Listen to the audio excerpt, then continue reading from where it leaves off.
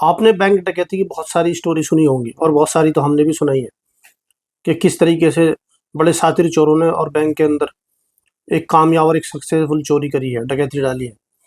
कुछ लोग सीधा गेट से एंटर होते हैं गन लेकर और गन पॉइंट पर उसको लूट को अंजाम देते हैं।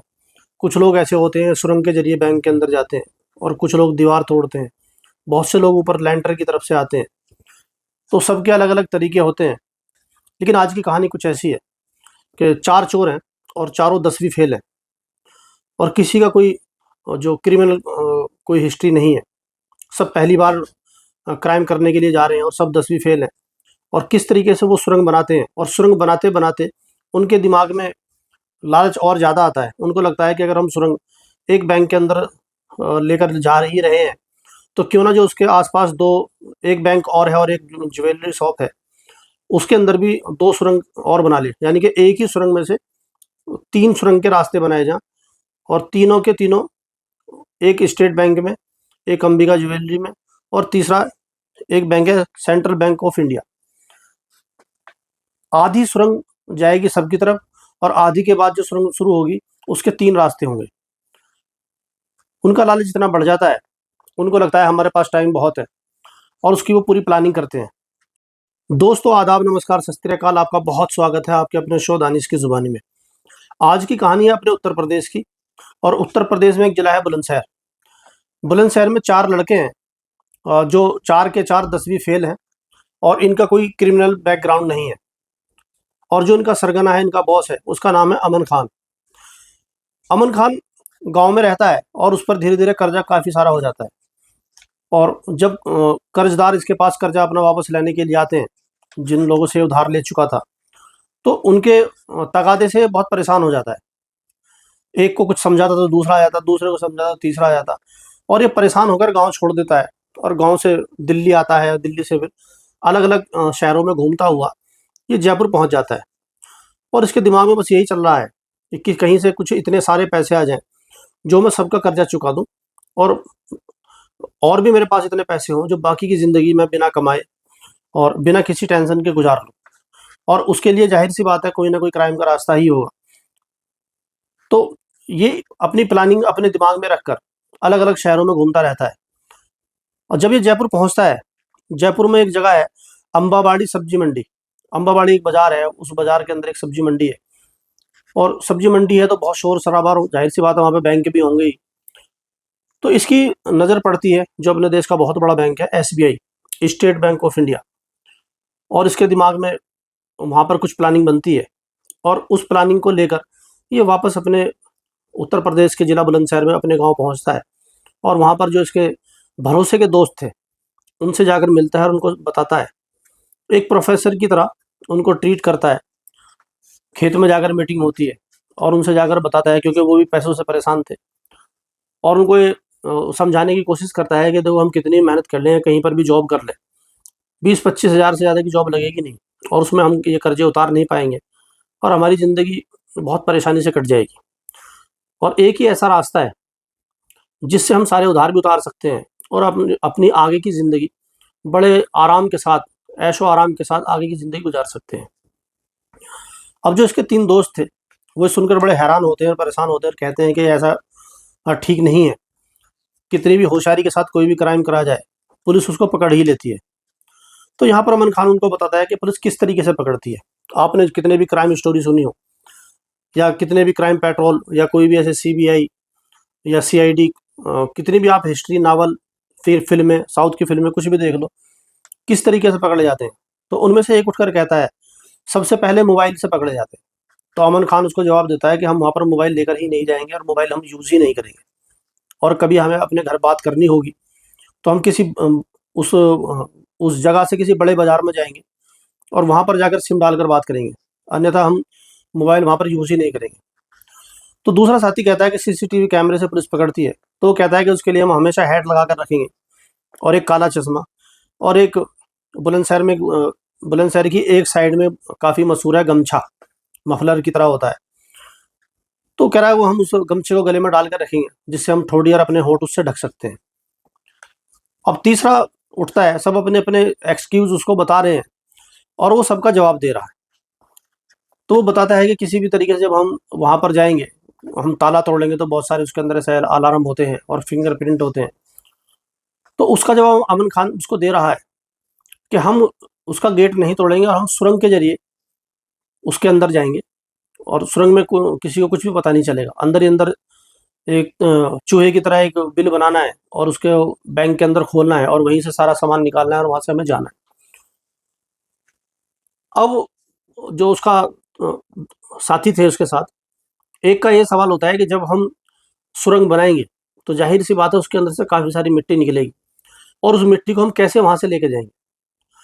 तो इसका जवाब अमन खान उसको देता है कि देखो, हमें वहाँ पर जाकर एक दुकान किराए पर लेनी है और वो भी बेसमेंट में, क्योंकि 10-12 फुट बेसमेंट नीचे होता है, तो एक तरीके से 10-12 फुट हमें खोदने की ज़रूरत ही नहीं पड़ेगी।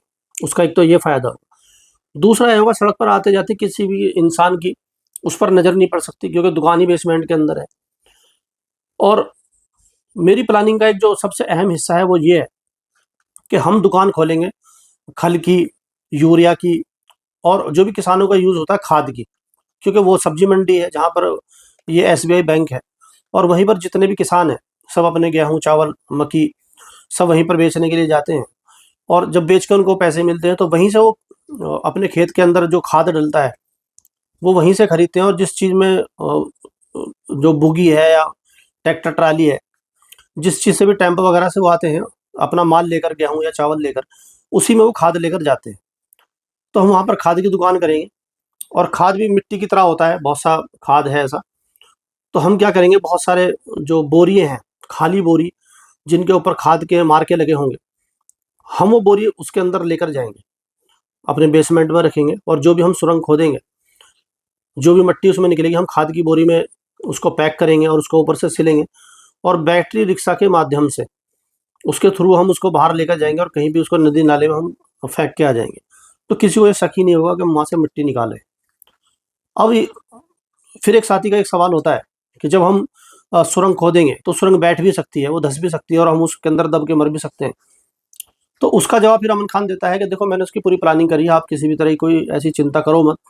उसके लिए सोचिए, जो बल्ली होती हैं और जो फट्टे होते हैं, जो लेंटर डालने के लिए यूज़ किए जाते हैं, तो छोटी-छोटी बल्ली और छोटे-छोटे फट्टे हम पहले ही दुकान के अंदर बेसमेंट में रखेंगे और अगर हमसे कोई भी इस बात को पूछता है कि आप इनका क्या करोगे, तो हम उनको बताएँगे।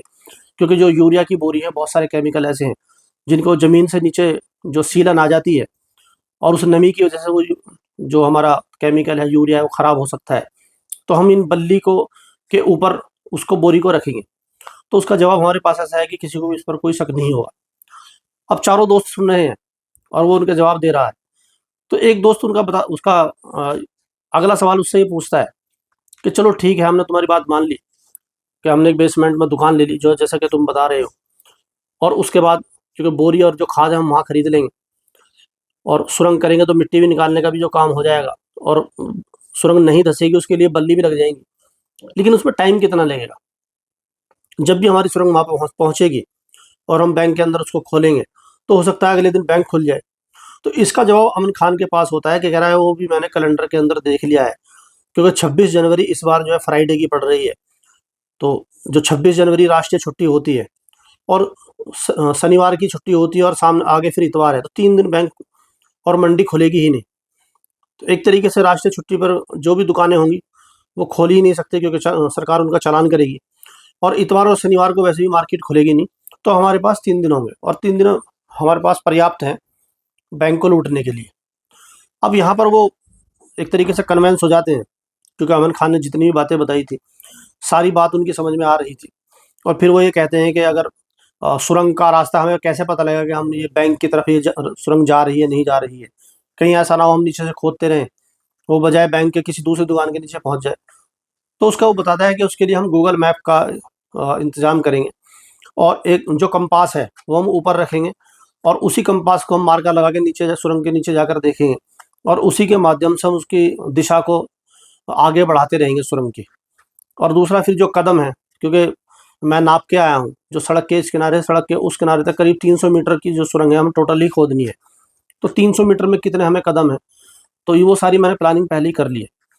अ, मेरे कहने का मतलब ये है कि 10वीं फेल ये लड़के हैं और इनका कोई क्रिमिनल बैकग्राउंड नहीं है और इनकी प्लानिंग ऐसी है और बिल्कुल जो मनी हिस्ट की प्रोफेसर की तरह वो अमन खान उनको ट्रीट कर रहा है और उनको बता रहा है कि किस तरीके से हमें सारी चीज़ें करनी है। यहाँ पर ये चारों दोस्त, जो अमन खान तो पहले से ही इसमें कन्विंस था ही, बाकी 3 दोस्तों को पूरी तरह से कन्विंस कर लेता है। अब ये तीनों और अमन खान 4 के 4 बुलंदशहर से सीधा जयपुर के लिए निकलते हैं। अब जयपुर जाकर वो उनको बैंक दिखाता है। अगले दिन वो बैंक में जाते हैं। अब क्योंकि बैंक में कोई आने जाने के लिए कोई ऐसी रोक तो है नहीं, आदमी कुछ भी वहाँ इंक्वायरी कर सकता है कि मुझे यहाँ पर अकाउंट खोलना है या लॉकर लेना है और किधर की तरफ इसका स्ट्रॉन्ग रूम है। तो वो वहाँ पर जाते हैं और जो बैंक के अधिकारी थे उनसे पता करते हैं कि हमें यहाँ का लॉकर देखना है और अब हम यहाँ पे एक दुकान खोलने वाले हैं, तो हमें लॉकर की ज़रूरत पड़ेगी। अब वो सारी चीज़ें देखते हैं। उसके बाद जो वो अमन खान दुकान पहले ही देखकर वहाँ पर गया था, कोशिश उसकी ये थी कि जो एसबीआई बैंक है उसकी बिल्कुल बराबर वाली दुकान है उसको किराए पर मिल जाए, लेकिन जो बैंक की लाइन थी उसमें उसको दुकान नहीं मिल पाती और बैंक के बिल्कुल अपोजिट दिशा में, सामने की दिशा में दुकान उसकी खाली थी, बैंक एक बेसमेंट में, जिसको अमन पहले भी देख कर गया था। तो बताता है कि थोड़ा इसमें हमें यही दिक्कत है कि उस रास्ते के उस दिशा से हमें इस दिशा तक करीब 300 मीटर की सुरंग हमें खोदनी है। और इधर की तरफ भी वो ये देखते हैं जो एसबीआई था कि कौन सी दुकान में बेसमेंट है।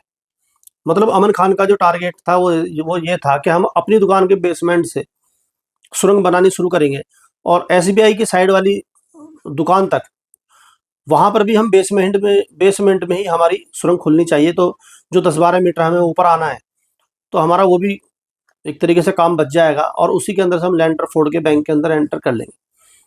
खैर, अब एक एक पार्ट या एक जो उनका सोच थी वो पूरी हो चुकी थी। अब इसका कहानी का दूसरा पार्ट शुरू होता है। तो जो बेसमेंट की दुकान थी उसके मकान मालिक तक ये लोग जाते हैं, जो मार्केट का मालिक था, और वहाँ पर जाकर बताते हैं कि हमें अ, आपकी बेसमेंट वाली दुकान चाहिए। मकान मालिक 30,000 रुपये किराए पर दुकान देने के लिए राजी हो जाता है। कहता है कि ठीक है, आप अपने आईडी प्रूफ वगैरह दे दो, रेंट एग्रीमेंट बनवा लो और ये लो चाबी। अब वो बताते हैं कि ठीक है, हम आपको रेंट एग्रीमेंट बनवा लेंगे, उसकी कोई दिक्कत नहीं है। अच्छा, जितने भी जो मार्केट के जो मालिक होते हैं, जो दबंग है, जिनको लगता है कि हमारी दुकान पर कोई कब्जा कर ही नहीं सकता, तो उनको इतनी रेंट एग्रीमेंट की फिक्र होती भी नहीं। उनको पता है कि हम कभी भी इनको 2 थप्पड़ मारेंगे और निकाल देंगे। कमज़ोर आदमी एक बार को रेंट एग्रीमेंट पर ज़्यादा ध्यान देता है। तो वहाँ पर वो उसको जो दुकान का मालिक था उसको टरकाते रहते हैं और उसके ऊपर बोर्ड लगा देते हैं यूरिया का। और अब जो उनका प्लानिंग थी, बहुत सारी ऐसी बोरी लेकर आते हैं खाली खल की, उनको अपनी दुकान में रखते हैं। उसके बाद जो उनकी बल्ली थी और फट्टे थे, वो दुकान के अंदर पहुँचती हैं और घंटी लेते हैं और जो तूफ़ान फ़ैन होता है, जो उसके अंदर ऑक्सीजन की कमी ना पड़े, और अब इनका काम शुरू हो जाता है। अब काम बिल्कुल वही जो मैंने बताया, जो इनकी प्लानिंग थी। धीरे-धीरे सुरंग खोदनी शुरू करते हैं और जितनी मिट्टी निकलती थी उसको एक बोरी में भरते थे और उसको बोरी को फिर वो सिलते थे और उसको बाकायदा दिन दहाड़े बाहर निकालते थे और बैटरी रिक्शे में रखकर लोगों को लगता था कि इनकी दुकान बहुत अच्छी चल रही है और किस तरीके से रोज़ कई-कई बोरी जो इनका माल बिक रहा है। और जो असली बोरी थी इनकी यूरिया वगैरह की, कुछ मँगाकर वो रख लेते हैं कि कई बार कोई ग्राहक अगर आ भी गया, तो हम उसको बेचना ही पड़ेगा हमें। बहुत सारे मटेरियल ऐसे हैं, हम बोल देंगे कि आए नहीं है, लेकिन 2-4 आइटम तो रखने ही पड़ेंगे। अब सुरंग धीरे-धीरे बननी शुरू होती है और इनका टारगेट था कि 26 जनवरी को ही जब 3 दिन की छुट्टी पड़ेगी, 27-28 की, तभी हम वहाँ पर जाकर पहुँचना है। और साढ़े 4 महीने तक ये सुरंग खोदते रहते हैं और उसके अंदर एक ऐसी बेल लगाते हैं कि जैसे ही कोई दुकान पर आता था बेसमेंट में, तो बाहर बैठा जो बंदा था, वो बेल बजाता था, जिससे अंदर वालों को ये पता चल जाता था कि कोई ना कोई दुकान पर है और वो काम बंद कर देते थे। और जब वो चला जाता था, तो वो बैल को 2 बार बजा देता था। तो जैसे ही 2 बार वो बैल बजती थी, तो वो समझ जाते थे अंदर जो भी बंदे खुदाई कर रहे होते हैं कि अब कोई नहीं है, वो अपना काम फिर से शुरू कर देते थे। अब क्योंकि मंडी का काम ऐसा होता है कि सुबह 5-6 बजे शुरू हो जाता है, जितने भी किसान हैं सुबह-सुबह जाते हैं और जो भी उनका जो फसलें हैं उनको बेचना शुरू करते हैं और धीरे-धीरे सब शाम को जल्दी सन्नाटा हो जाता है। अब क्योंकि वो एक रिहायशी इलाका नहीं था, सिर्फ़ एक मंडी थी, तो शाम को सब वहाँ से चले जाते थे और वहाँ पर एकदम अंधेरा और एक एक तरीके से पूरा सन्नाटा हो जाता था। साढ़े 4 महीने तक ये लोग सुरंग खोदते रहते हैं। इसी बीच जो वहाँ पर चाय की दुकान थी, वहाँ पर बैठकर ये चाय पीते थे। तो जो इसका अमन खान के साथ एक साथी था, वो अमन को बताता है कि देखो, हम ये सुरंग जो हम 300 मीटर की हम खोद ही रहे हैं, लेकिन जो एसबीआई की साइड में बिल्कुल एक अंबिका ज्वेलर की दुकान थी, और उसके बिल्कुल साइड में एक एक बैंक था, स्टेट बैंक ऑफ इंडिया। तो उनमें से एक बंदा कहता है कि जब हम ये हमारे पास टाइम की तो ऐसी कोई कमी है नहीं, 26 जनवरी तक हमारे पास टाइम है, और हमारी जो सुरंग करीब करीब पूरी हो चुकी है, तो जब तक हम कहाँ बैठे इंतजार करेंगे, तो क्यों ना हम अंबिका ज्वेलरी की तरफ भी सुरंग खोद दें, और सेंट्रल बैंक ऑफ इंडिया की तरफ भी हम अ, सुरंग खोद दें। मतलब जो सुरंग उन्होंने एक शुरू करी है अपनी दुकान से एसबीआई की तरफ, तो वो कह रहे हैं कि बीच से अब दो उसके रास्ते और बनाए जाए। एक अंबा ज्वेलरी के नीचे निकलना चाहिए, और एक निकलना चाहिए सेंट्रल बैंक ऑफ इंडिया के नीचे, और एक निकलना चाहिए एसबीआई के नीचे। अब वहां से वो पूरा नक्शा बनाते हैं, और अब उनकी जो है खुदाई 3 दिशाओं में शुरू हो जाती है, एसबीआई, अंबिका और सेंट्रल बैंक ऑफ इंडिया। अब क्योंकि टाइम की उनके जो उन्होंने एक फिक्स डेट कर रखी थी कि हमें बैंक के अंदर एंटर 26 जनवरी को ही होना है, उससे पहले हमें उसके अंदर जाना नहीं है, क्योंकि 3 दिन हमें लगेंगे लॉकर वगैरह तोड़ने में, जो भी वहाँ कैश है उसको निकालने में, और उसके बाद जब मंडे को बैंक के खोलेंगे या ज्वेलरी शॉप खुलेगी, तो हम यहाँ से गायब हो चुके होंगे। खैर, अब उनकी प्लानिंग चल रही थी, और सारा काम चल ही रहा था। लेकिन बीच में होता क्या है, क्योंकि वो सब्जी मंडी थी, तो वहाँ पर बहुत सारे ऐसे भारी भारी ट्रक और भारी भारी जो ट्रैक्टर ट्राली होती हैं, कोई अपने कोई चावल लेकर आ रहा है, कोई आलू लेकर जा रहा है, कोई यूरिया लेकर जा रहा है। तो जैसे ही एक ट्रक, आलू का भरा हुआ ट्रक या टेम्पो था, वो उस सुरंग के ऊपर से गुजरता है, तो उसका टायर धस जाता है, क्योंकि बल्ली इतनी मजबूत थी नहीं जो एक ट्रक या टेम्पो का वेट झेल सके। तो जैसे ही उस सुरंग के ऊपर उसका दोनों टायर पहुंचते हैं, वो धस जाता है। अब सबको लगता है कि यार ये तो काम बढ़ गया, तो लोग बाग सब इकट्ठे होते हैं। अब क्योंकि सब्जी मंडी का मेन रोड था, तो वहाँ पर जाम लगना शुरू हो जाता है। तो लोग बाग वहाँ पर उसको धक्का देते हैं, और किसी तरीके से कोशिश करते हैं कि जो मिट्टी है उसको हटाई जाए और ट्रक को आगे बढ़ाया जाए। लेकिन जैसे ही वो उसके नीचे से मिट्टी हटानी शुरू करते हैं, तो गड्ढा और ज़्यादा होना शुरू हो जाता है, क्योंकि उसके नीचे वो सुरंग थी, और उसका टायर और ज़्यादा नीचे बैठ जाता है। अब उसके बाद खैर वो क्रेन मंगाते हैं, और क्रेन से फिर उसको उठाकर बाहर निकालते हैं। तो जैसे ही ट्रक के टायर उस जगह से निकलते हैं, तो सबको दिखता है कि वहाँ पर तो बहुत बड़ा गड्ढा है, और एक सुरंग टाइप उनको दिखाई देती है। तो बहुत सारे लोग ये सोचते हैं कि हो सकता है कोई ऐसा सीवर हो कि सरकार ने पहले बनाया हो, और उसके बाद बहुत सारे प्रोजेक्ट ऐसे हैं कि बीच में ही रह जाते हैं। तो उनको लगा कि शायद ऐसी चीज़ हो, लेकिन फिर वो क्योंकि गड्ढा इतना बड़ा हो चुका था कि उसके अंदर इंसान पूरा उतर चुके हैं। अब जैसे उसके अंदर उतरते हैं, तो देखते हैं वहाँ पे सारा सामान पड़ा हुआ है, जो खुदाई का, और बल्ली, और जो फ़ैन वगैरह हैं। अब ये देखकर उनके पसीने छूट जाते हैं। पुलिस को फ़ोन किया जाता है, और पुलिस मौके वारदात पर पहुँचती है। और जब उसके अंदर पुलिस ऑफिसर उतरता है, और अब जिधर की तरफ सुरंग खुली है, ज़ाहिर सी बात है उधर की तरफ ही आदमी चलेगा। तो वो उसी खल की दुकान के बेसमेंट में जाके वो सुरंग निकलती है। अब पुलिस बाहर आती है, और आने के बाद वो जानती है कि ये किसकी दुकान है। तो वहाँ पर एक चाय की दुकान पर जो उसका मालिक था, उसको बुलाया जाता है। चाय की दुकान पे जाकर पता आस-पास लोग पता करते हैं। तो वो बताता है कि जब तक आप ये लोग ये सारी चीज़ें कर रहे थे, क्रेन आई थी, ट्रक को निकाल रही थी, तब तक वो जो दुकान का जो मालिक है, अमन खान, यहीं पर बैठा था, और वो ये सारी चीज़ें देख रहा था। वो चाय वाला बताता है, क्योंकि मुझे उस पर पहले ही डाउट होता था कि वो हमेशा हैट लगा के रखता था, फिर चश्मा भी, और फिर वो जो गमछा है वो डाले रखता था। अब क्योंकि नॉर्मली अगर ऐसा कुछ है नहीं, और एक अलग भेष में आदमी कोई घूमता है, तो सबकी नज़र उस पे पड़ती है कि ऐसा क्यों है। तो वो चाय वाला बताता है कि वो अभी-अभी यहाँ से 10-5 मिनट पहले ही निकला है। खैर, पुलिस फ़ौरन एक्शन में आती है, और जितनी भी उसकी जीपें थी, जो भी उसके नाके चौराहे थे, सब पर उसका पूरा हुलिया बताया जाता है कि हैट लगा रखा है, चश्मा है, और गले में गमछा है। इस तरह का कोई भी व्यक्ति आपको दिखाई दे, तो उसको फ़ौरन अरेस्ट किया जाए। अब क्योंकि अमन खान ने ये सारी चीज़ें कर ही रखी थी, और वो ये सब चीज़ें उतारता भी नहीं है। उसको लगता है कि कहीं मैं सीसीटीवी कैमरे में ना आ जाऊँ। और जो बाकी उसके 3 साथी थे, क्योंकि बिल्कुल सुबह-सुबह की बात थी, 6-7 बजे की। अकेला अमन खान ही वहाँ पर आया था, बाकी 3 अभी बंदों को वहाँ पे आना था। तो जैसे ही वो चाय की दुकान पर बैठा हुआ ये सारी चीज़ें देख रहा था, तो उन बाकी 3 को फ़ोन कर देता है, और वो 3 वहाँ से भाग जाते हैं। भाग तो खैर अमन खान भी वहाँ से जाता ही है, लेकिन पुलिस उसको ढाई 3 किलोमीटर दूरी पर पुलिस उसको पकड़ लेती है। अब जब वो पकड़ा जाता है, तो फिर पुलिस उससे सारी चीज़ें पूछती है, तो वो बताता है कि ये मेरे ऊपर बहुत कर्जा था। लेकिन पुलिस को हैरत उससे ये होती है, जो उसके अंदर नक्शा मिलता है, कि तुमने चलो एसबीआई में तुम चोरी करने वाले थे, खल की दुकान तुमने मिट्टी के लिए फेंकने के लिए करी, लेकिन ये 3 सुरंग का रास्ता तुम्हारे दिमाग में कहाँ से आया? क्योंकि एक ही बैंक में इतना पैसा, इतनी सारी चीज़ें तुम्हें मिल जाती। तो वो बताता है कि देखो, हमने सोचा कि हमारे पास टाइम काफ़ी है, साढ़े 4 महीने, 5 महीने पहले ही हमने ये काम शुरू कर दिया था, और अब इतना इंतज़ार कब तक करेंगे? तो क्यों ना अंबिका ज्वेलर और सेंट्रल बैंक ऑफ इंडिया में भी हाथ मारा जाए, उसमें भी झाड़ू लगाते चले। जब इतनी मेहनत की है, तो थोड़ी और कर लेते हैं। लेकिन हमने वक़्त से पहले ये सुरंग अपनी तैयार कर ली थी, और 26 जनवरी में टाइम था, उससे 1-2 दिन पहले की ही ये आलू की जो ट्रॉली है, तो बीच में एक तरीके से आलू आ गया उनके, और उस आलू ने सारी प्लानिंग उनकी खोल के रख दी। तो कुल मिलाकर जो कहानी का सार है, ये 10वीं बच्चे, 10वीं फेल ये सारे लड़के थे, और कोई इनका जो क्रिमिनल ऐसा कोई बैकग्राउंड नहीं था, और इतना दिमाग लगाते हैं, बिल्कुल सही दिशा में उनकी जो सुरंग जा रही थी, बिल्कुल सही उनके पास इस तरीके से नक्शे बने हुए थे।